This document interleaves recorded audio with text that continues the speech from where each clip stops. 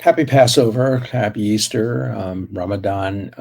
We're preparing for our little family Seder. When I was a professor at Harvard, we used to have 75 people to our home for a Seder, particularly if the Seder night came in the middle of the week when students couldn't get home. But tonight it's just my nice little family with some terrific gefilte fish and some really good wine, a little bit of prayer, a lot of talking, a lot of discussion. No politics, no politics. It's a no Trump Seder, a no Trump Seder. So um, uh, I wish everybody has a good Holy Week and good celebrations with family and friends. I want to thank some people. We broke some records yesterday. We have 399,000 views on TikTok, which is really quite remarkable. 399,000, almost 400,000. YouTube at 145,000 viewers yesterday, and Rumble 40,000 viewers. Also, my book Get Trump is now number one among Amazon nonfiction adult serious books. I mean, there are books ahead of it that Hello Moon, kids books, and How to Stay Alive, but serious nonfiction books. There was a book ahead of me called Poverty, but now I've gotten ahead of them. So I'm number one, but still you can't get it in an independent bookstore. Independent bookstores don't want to sell a book called Get Trump. They don't want to sell a book which they perceive as being in any way pro-Trump. And so, if you want to get the book, you got to get it on Amazon. You got to get it on Barnes and Noble. You can call your independent bookstore and try to get it, but I don't know. Be interesting to hear what they have to say. I'd be interested in getting letters from you if any of you call your independent bookstores. I used to always shop at independent bookstores because, I want to keep them in business. Shakespeare and Company, Books and Books, uh, other places, but no more. I'm not buying books from independent bookstores that don't sell, books that they don't approve of. And Donald Trump seems to be listening to me. I don't know whether he listens to the podcast or reads my columns, but he wrote to me about half an hour ago. Alan, very unfair judges, but we will get it done. Your voice is so SOOOOO important. Thanks. And I wrote back to him, and I basically said, look, if fairness and justice prevails, you will prevail. I'm on the side of fairness and justice. I'm on the side of fairness and justice for everybody. I'm nonpartisan, and in this case, it's really important that justice prevail. Something remarkable happened yesterday and today. Something that I haven't seen now in 5 years. Democrats and people who hate Trump, very anti-Trump people, looked at the indictment that came out yesterday and said, "What is this? We thought there was going to be a strong indictment. We thought they really had something. We thought there was a smoking gun."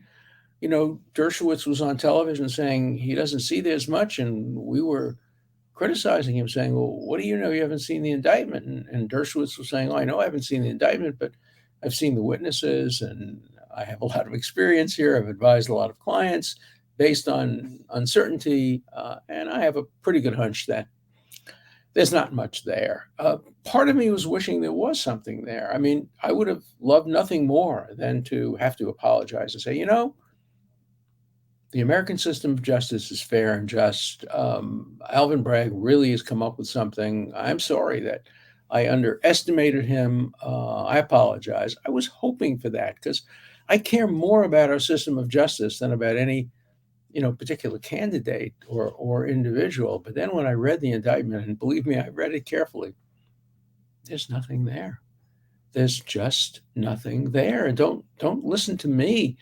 Listen to, I hate to say this, listen to MSNBC, read the New York Times, um, even listen to CNN. And there are people on those stations that are saying, oh, gee, there must be something wrong here. We haven't seen anything. Now, the extreme progressives, the extreme radicals, they don't know the difference between truth and falsity. They occupied that group of hard left, sometimes violent people, sent around a bunch of emails saying, see, even Dershowitz thinks there's a strong case.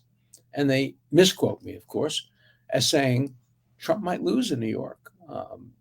The jurors will be people who voted for Bragg on the promise that Bragg made to them, saying he'll get Trump. And so they're now jurors, and they're going to want to help him get Trump. So I said that. So, of course, these liars in Occupy and these liars on the hard left and progressive woke side, they turn that into, even Dershowitz concedes there's a strong case. No, there's a nothing case, but nothing cases can produce convictions. How do I know? I remember that in the South. When I was a civil rights activist and when I trained at Howard University to go down south to help with desegregation and to help dismantle Jim Crow, we saw case after case where white jurors convicted for nothing. A Jewish guy was lynched in the South. Several were, but Leo Frank was lynched back in the second decade of the 20th century for nothing. He didn't do anything. Schwimmer and Cheney and Goodman, they were lynched for going down south. We were all worried that we would get lynched. We didn't spit on the sidewalk. We didn't put out our cigarettes. We were told if you put out a cigarette on the sidewalk, you will be indicted for the felony of destroying government property. So just because there's nothing in an indictment, and by the way, I don't even smoke cigarettes, and I was worried that I'd be arrested for putting out a cigarette on the sidewalk because, policemen make up stuff. They make up stuff. I was stopped once in the South, and there were four of us who were driving. One of them's name was Morty Leibowitz, a great doctor. And they saw his license, Leibowitz, and they arrested us. Why? Because Sam Leibowitz had been the lawyer from New York for the Scottsboro Boys, four black men who were, there was four, there was five, there was different numbers, but were sentenced to death and then long imprisonment for allegedly raping a white woman. It didn't happen, never happened. But Sam Leibowitz was their lawyer. And so this sheriff recognized the name Leibowitz, and he asked my friend Morty, are you related to Sam Leibowitz? And no, I'm not. But still, they locked us up, said that it was like a Thursday, and they said the judge wouldn't be in until Monday. But if we made bail of, I don't remember what it was, $200, we didn't have any money. I didn't have $200. I think we had like $80 between us, and we pulled it. And finally, the judge said, all right, for $80, we'll let you go. But don't speed again. We weren't speeding. They created speed traps. So out of nothing, you can get something if you're determined to get somebody, which is why I named my book Get Trump. Get Trump, not my title. The title was invented by Letitia James and by Alvin Bragg. That's the title they campaigned on. And now they want the trial to be in Manhattan, where they campaigned to get Trump and won, and where 80-something%, somewhere between 80 and 90% of voters not only voted against Trump, but a very large proportion of them hate Trump with a passion. People in Manhattan won't speak to me because they know I defended Trump. Now it's several years ago, January 2000, but they haven't forgotten. They haven't forgiven. If you've defended Trump, you're not John Adams defending the Boston Massacre people. You're defending Adolf Hitler. And we're not going to have anything to do with you. You're a facilitator. You're an enabler. And so how do you think the judges will feel when they have to decide cases involving Trump? You think any judge wants to be the guy that people will point fingers at and say, that's the judge who freed Donald Trump and allowed him to run for president, and maybe he'll be president, and it's that judge's fault? Or that's the juror who voted for Trump. maybe the only juror, maybe there was a hung jury, maybe there was an acquittal. No juror wants to be in that position. No judge wants to be in that position. And I have to tell you, no defense attorney wants to be in that position. Lots of lawyers have turned down Trump, and they did it because of me. They said so. They said to Trump and his legal team, we don't want to be Dershowitzed. We don't want to be canceled. We don't want to be attacked. We don't want to be considered pariahs. No, we want to keep our family intact, our friends intact. So, no, we're not going to perform our Sixth Amendment obligation to provide zealous counsel to even the most unpopular defendants. That's what's happened in our legal system. So, yesterday I had glanced at the indictment. I hadn't read it as carefully as I have now been able to read it. It's just remarkable. As I mentioned yesterday, but I'll go over it again because it's so unlikely. If I try to, I've written 3 novels about law, and one of them was a bestseller, and one of them was maybe a movie. If I tried to write a novel based on the investigation of Trump, the publisher would reject it, saying, that's insane. What are you, crazy? They indicted somebody for that? Nobody would ever be indicted for that. Well, here's the bottom line of what the central point of the indictment is. Bragg has basically said, he said it in his press conference, not in so many words, but Bragg has basically said, look, Trump did what Alexander Hamilton did. He paid hush money. Remember, Alexander Hamilton paid hush money to the Reynolds family because Mrs. Reynolds had seduced him and had an affair with him. And then Mr. Reynolds came over and extorted Hamilton and said, unless you pay me money, I will reveal this and ruin your chances to be president. And so Hamilton paid hush money out of his own pocket. Then Reynolds came over to Hamilton and said, you got to pay me more money. Why should I pay you more money? If you don't pay me more money, I will say that the money you originally paid me came from Treasury funds, not your own funds. Hamilton said, but they didn't come from Treasury funds. They came from my own funds. And Reynolds said, who cares? I'll say it came from Treasury funds. Pay me the money. At that point, Hamilton said no. And he refused to pay hush money. And he wrote a pamphlet. It's called the Reynolds pamphlet. I have an original copy of it. I have an original, actual copy of the Reynolds pamphlet. I collect all stuff relating to the beginning of our country. And that's one of my treasured possessions, the actual Reynolds pamphlet. But, back in those days, you didn't have to fill in corporate forms as to why you paid your money. I don't remember how much money Hamilton paid, but it was a lot of money, probably more than $130,000 by today's standards. But since Hamilton, thousands, hundreds of thousands probably of people have paid hush money. And the purpose of paying the hush money is to make sure that the affair doesn't ever become public, because otherwise it'll embarrass your wife, your children, your business partners, and voters if you're running for office. So you pay hush money. But what Bragg said is once he paid the hush money, Trump was obliged to make a public statement in his corporate forms saying the $130,000 was paid to a former porn star in order to keep her quiet and not have her disclose the affair. So the theory of the prosecution is if you pay hush money, you can't keep the hush.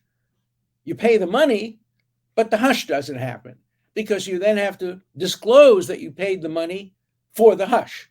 And you can't have hush if you have disclosure. It's the most insane argument I have ever heard in the context of a legal document.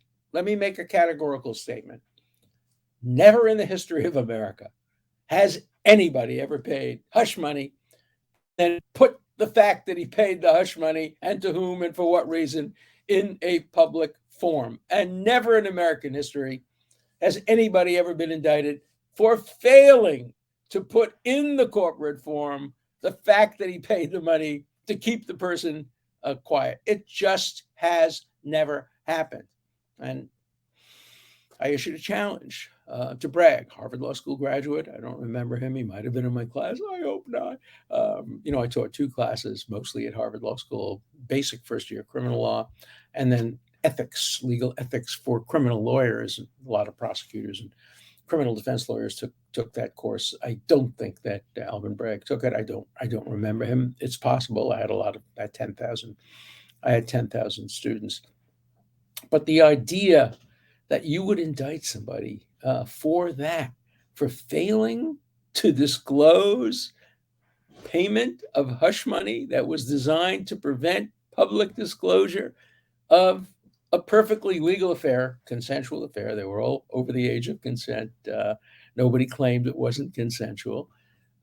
There were crimes committed. Yes, Stormy Daniels probably engaged in extortion, or whether she did it directly through her lawyers, or maybe she didn't do it. But the argument that warranted investigation was when you threaten somebody, either directly or through a lawyer, to disclose something, unless you pay money, then that's extortion. Now, the answer to that is very interesting, because the answer to that is no, no, no, no, no, no, no. We didn't threaten to disclose anything unless you pay us money. We threatened to sue you unless you settle the case. That's the defense to extortion. We didn't threaten to expose it. We threatened to sue you publicly. It's called exposure, but we threatened to sue you publicly. Let's assume that happened. Then the payment was accurately described as legal expenses. It was designed to settle the lawsuit. How can the prosecution have it both ways? How can the prosecution say it wasn't extortion, and yet it wasn't legal? If it wasn't extortion, then it was legal expenses. In any event, nobody has ever been indicted for that. Now they have come up with a new crazy theory. When he paid the money, it was legal. But when he listed it in his form as legal expenses, he did it for purposes of, in the future, maybe taking a tax deduction. And if he took a tax deduction for a personal expense, aha, we gotcha. That's tax violation. Lots of problems with that. First, it was probably a legitimate legal expense. When you pay hush money to prevent harm to your corporate image and corporate values, probably an appropriate legal expense. Second, nobody's ever been indicted for listing that as a legal expense. Third, who knows whether Trump would have done it? Nobody says he did it. There's no evidence that he did it. What Bragg has essentially been saying is he thought about possibly, hypothetically, maybe doing it, and that converts the misdemeanor into the felony. Every time you try to make the case stronger, and the New York Times today had a big editorial, big analysis by a very good journalist named Charlie Savage, who says the case is much stronger because it really related to taxes. But that's the case. That's the tax case, that he made the false entry because of the possibility that years later, when he filed his tax returns, and of course, Trump was always filing his tax returns much later, particularly the corporate tax returns, as many people do, that in his mind, when he filed the false statement to the corporation that didn't disclose that he had an affair, he wasn't thinking about his wife. He wasn't thinking about his children. He wasn't even thinking about the election. All he was thinking about is, maybe I can save a few $1,000s. That's all it would amount to under New York tax law, because you can't indict him for federal tax law. Under New York tax law, maybe it would have saved him a few $1,000s. What is the New York tax law? 12% or something like that? $120,000, 12%, $15,000. Trump pays more than that for napkins. It gets more preposterous every day. Yet the Times says that's the strongest case. I'm willing to concede that's the strongest case. Doesn't say much about the rest of the case. Moreover, many of the payments were made after Trump became president, certainly after he was elected president. How can they be campaign contributions if they were made while he was sitting in the Oval Office or while he was president-elect, having won the election, was he thinking about the next election? That's what it was. It was 2016. He made the payments, not for the 2016 election, but for the 2020, maybe the 2024 election. Who knows? Maybe 2028. It is such an absurd hypothetical. Any first year student could win this case walking away, but not in New York City. Not when you have jurors who voted to get Trump. The very jurors who voted to get Trump will probably end up on the get Trump jury. The judge probably voted to get Trump. He probably voted for Alvin Bragg too. I don't know. We're not going to ask him, but he's a Democrat and he voted in the Democratic primary, and Bragg won the Democratic primary against a much more qualified candidate who I supported, a woman who had emigrated from Iran and had a really good, strong record. In any event, that's what it is. That's what the indictment is. It's nothing. In Aesop's fables, they have a story that a mountain was pregnant and was laboring, and all the people were listening to the sounds, the noise of the mountain. And then Aesop says, the mountain labored and produced a mouse. A mouse. That's what happened here. Bragg labored and labored.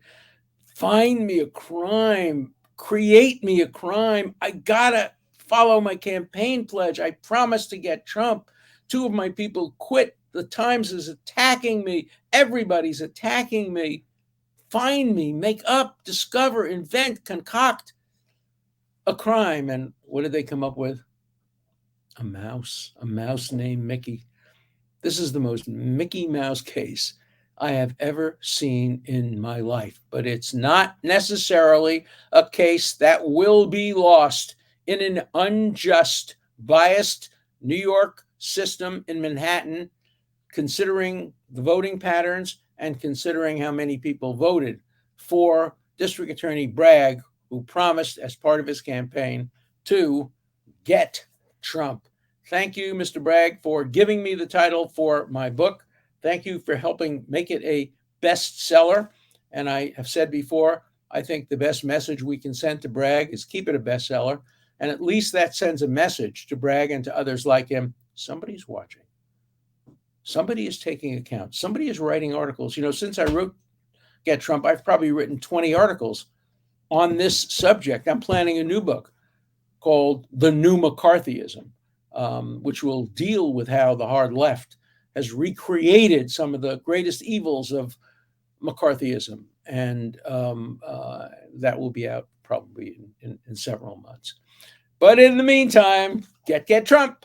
And let me get some mail as we prepare for our wonderful seder. I'm smelling the gefilte fish already from the other room. It's making me salivate. Okay.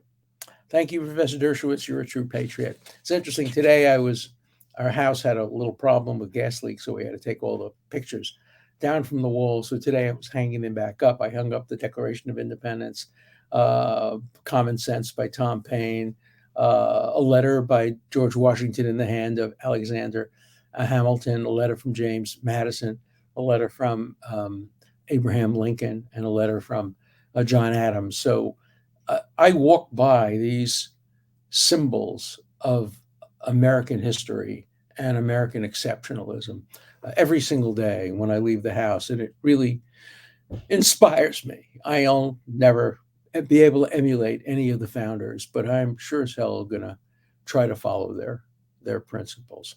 Okay, let's get some more letters. A lot of positive ones this time. For some reason, the program yesterday hit a chord with people of all political views. Oh, I got my usual letters.